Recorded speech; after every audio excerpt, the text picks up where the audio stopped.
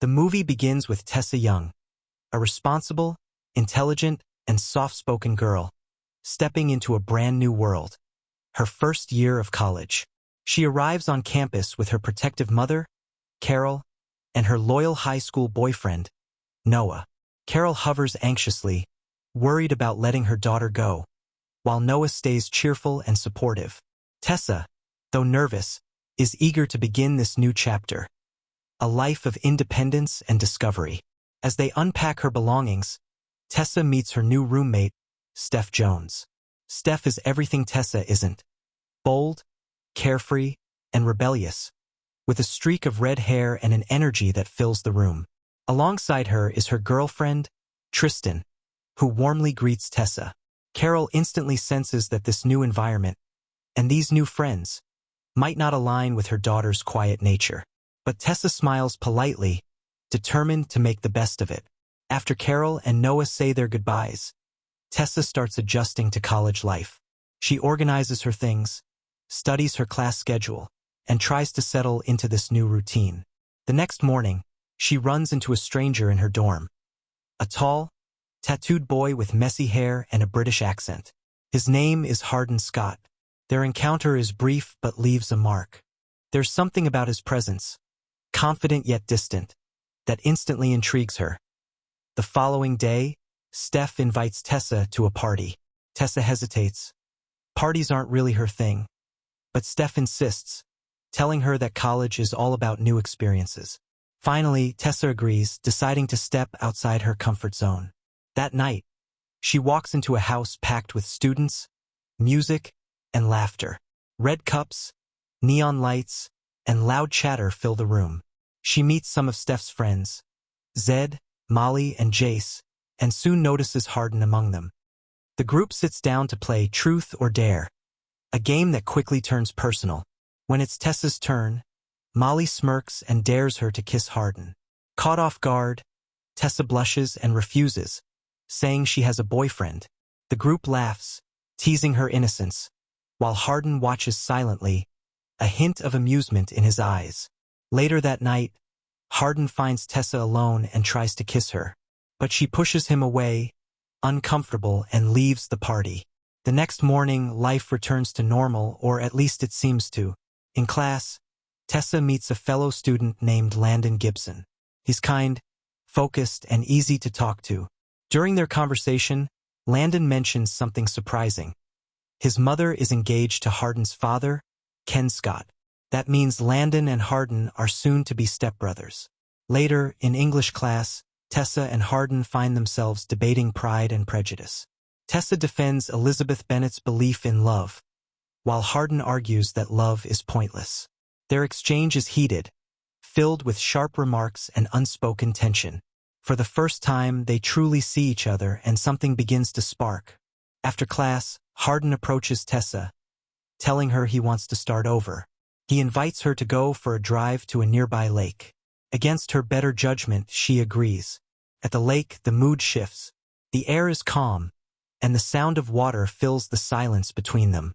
They tease each other, share a few laughs, and eventually wade into the lake. It's there that Hardin leans in and kisses her. The moment is soft and unexpected, breaking through Tessa's walls. But soon after, things get complicated. At a diner, they run into Molly and Zed. The mood turns awkward, and Tessa begins to question what she's doing. She tells Hardin that she plans to be honest with Noah about their kiss. But Hardin tells her not to, insisting he doesn't date. His words crush her. Days later, Noah visits Tessa on campus, surprising her with his warmth and sincerity. But deep down, she's already emotionally distant. That night, they attend a bonfire party. During a flirty game called Suck and Blow, Jace intentionally fails, ending up kissing Tessa. The act enrages Hardin, who storms over and starts a fight. The tension is explosive. Later, Noah falls asleep in Tessa's bed. Tessa gets a call from Landon and it's about Hardin. She decides to check. When she arrives at his house, she finds it in shambles. Bottles broken, furniture flipped, and Hardin drunk and furious. His anger feels uncontrollable, but beneath it, there's pain. Tessa approaches him carefully, trying to reach the person behind the chaos. She comforts him, and in that fragile moment, he kisses her. The next morning, Tessa returns to her dorm. Noah is awake. The truth is written all over her face, and he realizes what's happened. Heartbroken, he quietly leaves. Tessa doesn't stop him. After that, she and Hardin finally begin an official relationship. Their chemistry grows stronger, and Tessa falls for him completely. But her mother, Carol, disapproves and warns her that Hardin will only hurt her. When Tessa refuses to end things, Carol threatens to cut her off.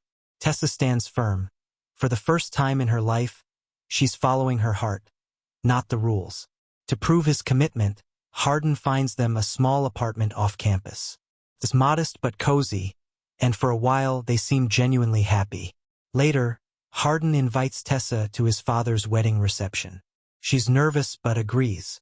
At the event, she meets Hardin's father, Ken, who turns out to be one of their university professors, and Landon's mother, Karen, who is kind and welcoming. However, Hardin's mood darkens as he drinks and grows cold toward his father. Later that night, he confides in Tessa about the reason for his resentment. He reveals that when he was a child, his father was drunk one night and provoked a group of men, who later broke into their home and assaulted Hardin's mother.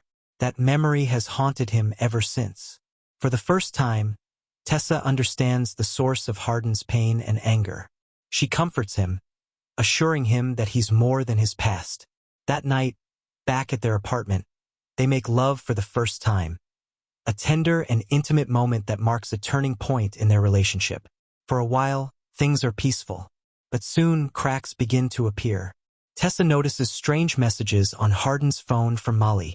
When she asks about them, Hardin becomes defensive and brushes her off and storms out of their apartment. Tessa was worried and eventually finds him at a diner with Molly, Zed, Steph, and Jace, through Jace. When she confronts him, the entire group falls silent. Molly smirks and decides to reveal the truth. She plays a video from the very first party, the night of Truth or Dare. In it, Hardin brags that he can make Tessa fall in love with him and then break her heart, just for fun. Tessa is devastated. The world around her shatters in seconds. Hardin tries to explain, saying that it was all before he really knew her, that his feelings are real now. But Tessa can't believe him. Through tears, she tells him it's over and walks away. Hardin is left speechless, watching the only person he's ever loved disappear. Heartbroken, Tessa goes back home to her mother. Carol is relieved to have her daughter back, though she can see the pain written on Tessa's face. Noah also forgives her, telling her that he only wants her to be happy. In the weeks that follow, Tessa distances herself from everything that reminds her of Hardin. She stops talking to Steph and her group, focuses on her studies, and applies for an internship at Vance Publishing. Her professionalism impresses the team, and she's offered a position, a small but hopeful new beginning. As the semester ends, Tessa's English professor hands her a paper written by Hardin. Curious, she begins to read.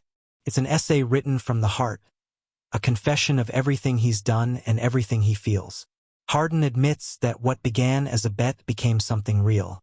He writes about his guilt, his regrets, and how meeting Tessa changed him completely. For the first time in his life, he understood what love truly meant. Reading his words, Tessa is overwhelmed. She realizes that despite all the pain, their connection was real, flawed, messy, and imperfect, but real nonetheless. In the final scene, Tessa returns to the lake, the same place where everything began.